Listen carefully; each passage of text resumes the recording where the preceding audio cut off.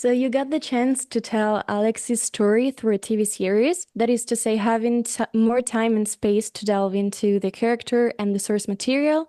Do you believe this has helped you to conceive a more accurate and compelling portrait of the character, his human nuances beyond the institution and the myth he represents? Because you don't always get a chance to do so in a movie. Yes, I think having the opportunity to tell a story, an Alex Cross story over the span of 8 episodes, as opposed to, 90 to 120 minutes, gives me a wonderful opportunity to give a more fleshed out depiction of the character. I think if you want to, if you're an Alex Cross fan, you really want to see a great mystery with lots of twists and a great villain. But you also, if you have the chance, want to see a character and get a view of the character that is much deeper. And we had that opportunity because we were telling the story over 8 episodes. So you get to know who Alex Cross is, and you get to see flaws and challenges that make him very relatable. And you also, for me, it was a priority to show the people around him, especially his family, and his best friend, John Sampson. Cross is not a direct adaptation of any of Patterson's novels. It actually wants to capture the feeling of the novels more than the story.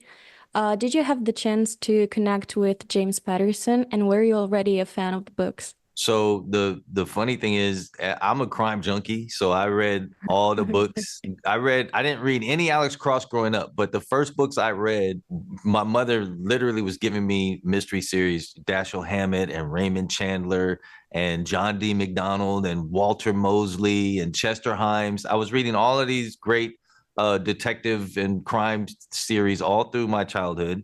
And then I had not read the Alex Cross books. Well, when this show became an opportunity, that became my excuse to delve into the Alex Cross stories. And there's over 30 books, so that's a long journey. And I love them, and they really gave me a lot of ammunition for telling the story. But when I decided what mystery to do, I decided to come up with my own mystery. And the real incentive for that was to have the opportunity to tell a story that reflected our current day and age a little bit more.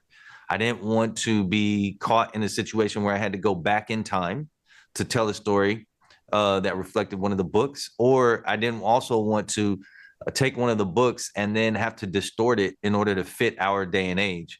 I wanted to capture the essence of those stories, the way that they're told, the thriller components, and the genius detective up against these incredible adversaries and serial killers. But I wanted to put them in a story that fit our time. And so that's what I did. And James Patterson, we had multiple conversations. And one of them was about me calling James Patterson and telling him, hello, Mr. Bestseller of over 30 books. I have decided that I'm not going to do one of your books as the story for season 1. And I was a little nervous about that. And he was excited as soon as I said it. He said, I love that. I want you to give fans something new. They're already going to get the characters they love in the world they love. Give them a new story. That's just a bonus. I was really impressed by your way of dealing with the theme of a black man who is a cop at a time when those two things are not necessarily aligned, and the relationship between the law enforcement and the black community. I think that's a great conversation to have right now. Do you agree? I absolutely agree. And I think when this show first came across my radar, there were some people who said that maybe you shouldn't do a cop show right now because there's such, we go through these times where there's a really sensitive conversation happening about the relationship between law enforcement and the black community.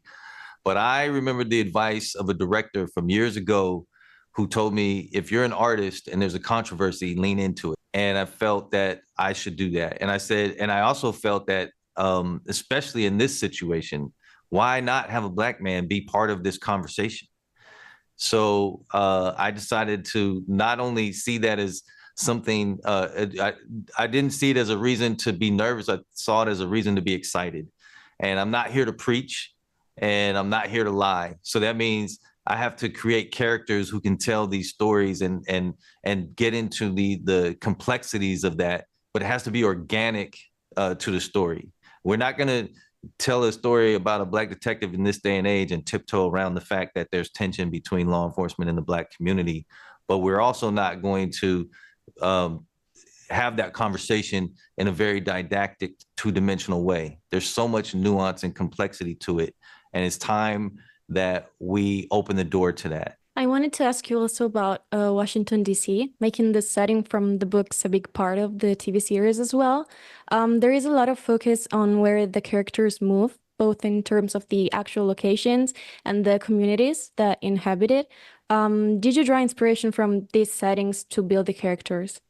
Yes, yes. One of the first things I got from reading the books was that DC was much more present in the books than it was in the past adaptations, and there's lots of reasons for that.